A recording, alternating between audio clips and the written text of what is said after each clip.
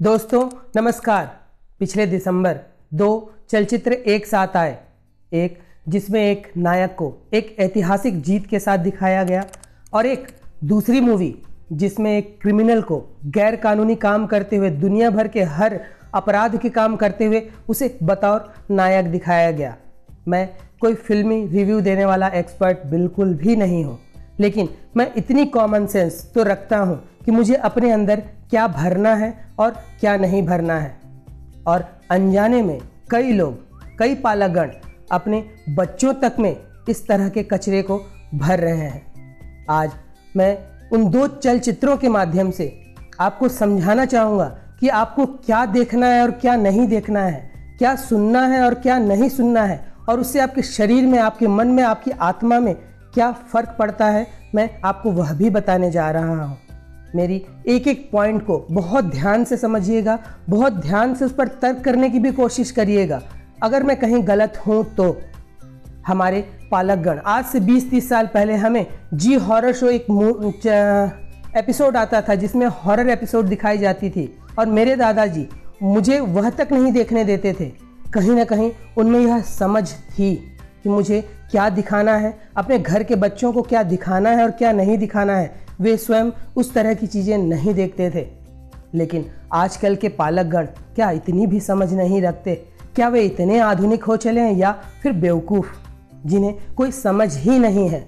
आपको समझ है कि अल्कोहल बुरा है, आपको समझ है कि धूम्रपान बुरा है, क्योंकि आपकी समझ में वह बात आ गई है।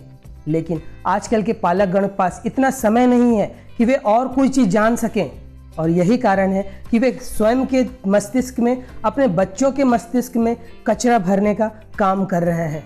हम एक एक बिंदुओं पर बात करेंगे। हम आध्यात्म की दृष्टि से, हम ऊर्जा की दृष्टि से, हम मेडिकल साइंस की दृष्टि से आपको समझाने की कोशिश करेंगे कि कृपया अपने और अपने बच्चों के दिमाग में इस तरह का कचरा न भरें।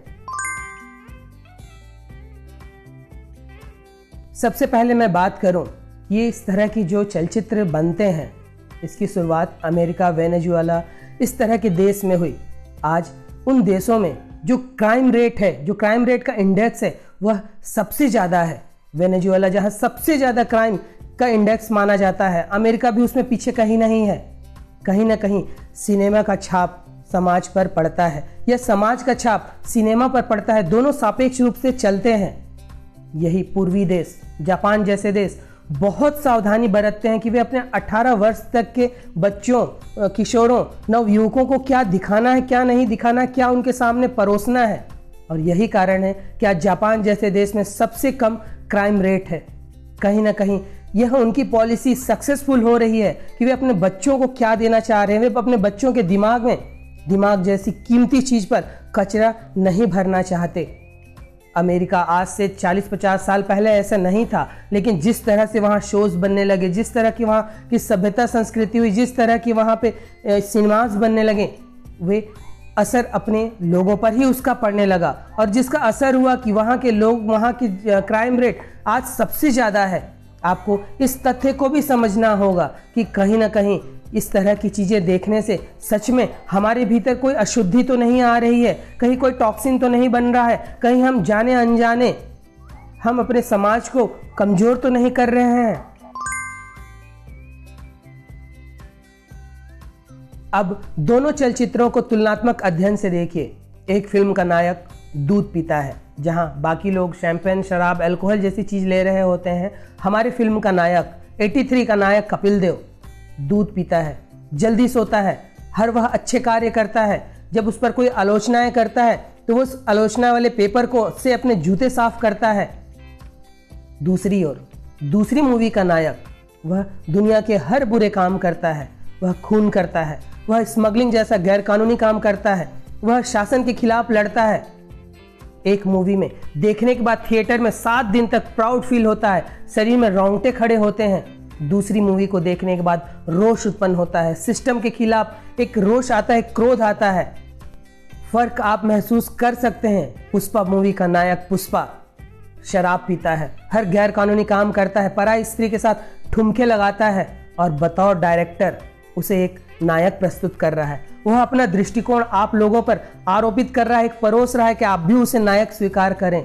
और कई बुद्धि न रखने वाले लोग इंटरटेनमेंट के नाम पर कि चलो 3 घंटे का टाइम पास करके आ जाएंगे, वे नहीं जानते कि वे अपने भीतर क्या भर रहे हैं।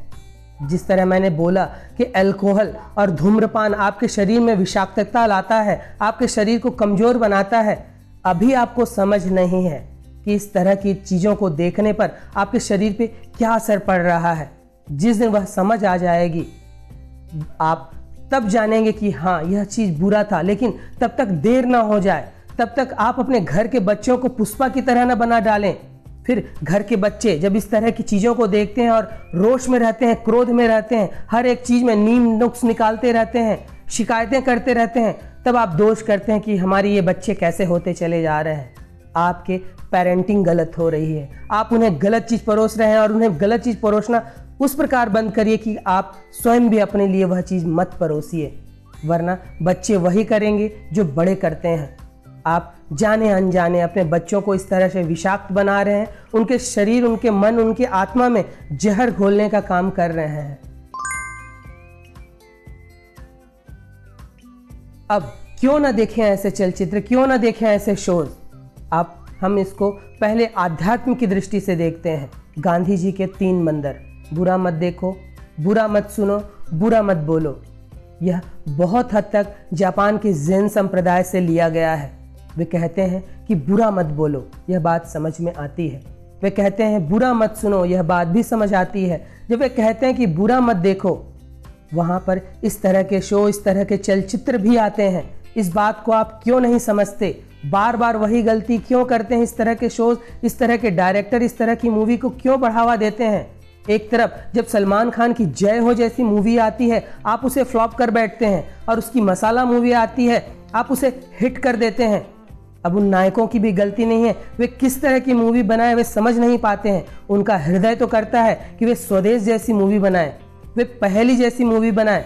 लेकिन जब शाहरुख खान की इस तरह की मूवी नहीं चलती है, तब शाहरुख खान को झक मारकर अपने पैटर्न पर आना पड़ता है। आप बीड़ा उठाइए कि आप किस तरह की चलचित्र को हिट करते हैं, किस तरह की मूवी को बढ़ावा देते हैं। स्टोरी, कहानी चलचित्र का एक हिस्सा है, और यह स्टोरी की शुरुआत, कहानी सुनाने की शुरुआत शिव और पार्वती से हुई है। शिव पार्वती को नई नई कहानियां सुनाया करते थे प्रतिदिन, जिससे ये सारे ग्रंथ, सारे पुराण बने हुए हैं। यह स्टोरी आपके मनस पटल पर इतना प्रभाव डालती है, आप इसे समझ नहीं पा रहे हैं। इसी कहानी वर्णन का विस्तृत रूप है चलचित्र। लेकिन अब भांति भांति के लोग, भांति भांति के लोगों जैसे मनस पटल, शुद्ध और अशुद्ध। जो अशुद्ध मनस पटल का है वह प्रॉफिट की ओर देखता है कि मैं कहाँ से पैसे बना लूँ। आजकल क्वालिटी की कमी हो गई है, ऐसे डायरेक्टरों की कमी हो गई है जो इस तरह के वैल्यू एडेड मूवी बनाएं। वे मसाला मूवी बना रहे हैं और ऐसी चीज़ें परोस रहे हैं जो आज से 50-60 साल पहले वेनेजुएला, अमेरिका और इस तरह के कंट्री में परोसे गए और वहाँ के समाज को भ्रष्ट कर दिया गया।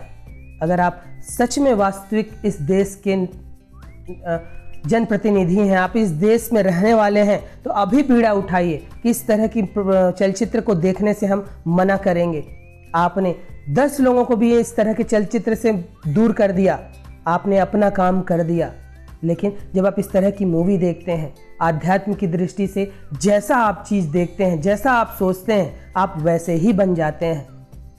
इसी कारण बोला गया है कि संगत का बहुत असर है। फिर जिस तरह से बड़े पर्दे पर, छोटे पर्दे पर उस साउंड इफेक्ट के साथ इन सब चीज़ों को दिखाया जाता है, उसका बहुत गहरा असर आपके अवचेतन मन पर पड़ता है। और अगर अवचेतन मन पर कोई छाप चली गई, उसे निकालने में जन्म लग जाते हैं। तो आध्यात्म इस तरह की चीज़ों को देखने से मना करता है। अब बात करें ऊर्जा के स्तर पर। हम ऊर्जा के साधक हैं, हम ध्यान साधना करते हैं। हम ऊर्जा के स्तर पर वह बात कह सकते हैं कि जब इस तरह की चीज़ें देखी जाती है जहाँ पर क्रिमिनल चीज़ों को बढ़ावा दिया जा रहा है, ऐसे साउंड का उपयोग किया गया है जो आपके लिए खराब है, तब यह आपके प्रथम 2 चक्र, मूलाधार और स्वाधिष्ठान चक्र को अशुद्ध करते हैं। और यहीं से यात्रा एनर्जी की चालू होती है। और यही दूषित हो गया जहाँ से आपने शुरुआत की वही दूषित हो गया तो आगे की यात्रा शुभ कैसे हो सकती है। जब आप इस तरह का कंटेंट देखते हैं, वह क्रिमिनल हो, वह रोष वाला हो, वह क्रोध वाला हो, तब आपके शरीर में अशुद्धियाँ या शुद्धियाँ पैदा होती हैं जो आपको शारीरिक और मानसिक रूप से बीमार करती है। फिर आपका क्रोध बढ़ता है, चिड़चिड़ापन बढ़ता है, आप हर एक चीज़ के लिए फ्रस्ट्रेट होते हैं, आपकी सहन शक्ति कम हो जाती है, आप बात बात पर बीमार पड़ते हैं, बात बात पर गुस्से हो जाते हैं। और इस तरह की चीज़ों को देखने वाले लोगों को आप आसपास देखिए, उनका अवलोकन करिए, जो इस तरह के मूवी, इस तरह के शोज देखते हैं। क्या वे चिड़चिड़े नहीं हैं? वे क्या क्रोध में नहीं रहते हैं? और कारण कहीं ना कहीं यही है।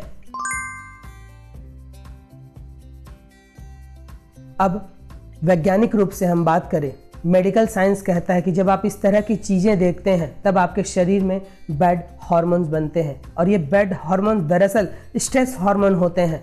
जब कोई संकट आती है, कोई आपदा आ जाती है, तब ये हार्मोन स्रावित होते हैं। लेकिन आप इन सब चीज़ों को देखने के कारण आपके शरीर में वही चीज़ें घटने लगती है। जिस तरह आप कोई क्रिमिनल चीज़ देख रहे हैं, स्मगलिंग करते हुए चीज़ें देख रहे हैं, मेडिकल साइंस भी अब इस बात को बोल रहा है कि वही चीज़ जो आप उस कार्य को करते, वही चीज़ आपके शरीर में घटने लगता है, जिसके कारण आपके शरीर में बैड हार्मोन्स बनते हैं। और इस बैड हार्मोन्स के रिजल्ट आपके शरीर में और आपके मन और आपके आत्मा के स्तर पर बहुत बुरे पड़ते हैं। इसके उलट जब आप अच्छी चीज़ें देखते हैं, ऐसी चीज़ें देखते हैं जिसमें प्रेम है, करुणा है, हास्य है, तब आपके शरीर में गुड हार्मोन्स बनते हैं। और यह गुड हार्मोन्स आपको फील गुड देता है, आपके शरीर को स्वस्थ बनाता है, आपको एक दिव्य पुरुष, दिव्य महिला बनाता है। तब आपकी समझ, आप किस किस चीज़ों को बढ़ावा देते हैं, अपने भीतर वह समझ पैदा करिए। जिस दिन वह समझ आ गई, आप इन सब चीज़ों से दूर हो जाएंगे। यह मेरा वादा है, यह मेरी गारंटी है कि वह समझ तो पैदा करिए। जो चीज़ परोसा जा रहा है उसी भेड़ चाल में मत चलिए। अगर आपको कोई चीज़, क्रिमिनल शोज, आपको इस तरह के आपराधिक घटना वाले चलचित्र अच्छे लग रहे हैं, खुद अपना एक आकलन करिए कि मेरे साथ यह क्यों हो रहा है, मैं इसमें रस क्यों ले रहा हूँ, मुझे यह इसमें रस क्यों आ रहा है। दरअसल उसको बनाया ही उसलिए गया है कि आपके भीतर वह स्ट्रेस हार्मोन्स पैदा हो और आपको उसकी लत ले। फिर आप दोष देते हैं पबजी खेलने वालों को, आप दोष देते हैं उस तरह के गेम खेलने वाले लोगों को। वह गेम भी वही काम करता है जो इस तरह के चलचित्र कर रहे हैं। यह एक एडिक्शन, एक लत पैदा करता है और आप एक नई बीमारी की गिरफ्त होते जा रहे हैं। और पूरा विश्व के जो स्वास्थ्य साइंटिस्ट हैं बहुत चिंतित हैं कि यह आने वाले समय में एक महामारी का रूप ना ले ले। जिस तरह के इस तरह के कंटेंट पर मूवी बनाई जा रही है, चलचित्र बनाए जा रहे हैं, शोज बनाए जा रहे हैं, अब तो हर पॉकेट में टेलीविज़न है, मोबाइल के माध्यम से इस तरह की अश्लीलता, इस तरह के हिंसक दृश्यों को परोसा जा रहा है। कहीं ऐसा ना हो कि हमारा पूरा समाज पतन की ओर अग्रसर हो जाए, वह गर्त में चले जाए। लेकिन बीड़ा आप उठाइए। अगर इस वीडियो को अभी तक आप देख रहे हैं तो आज प्रण लीजिए कि आप पुष्पा की तरह की मूवी को अब नहीं देखेंगे।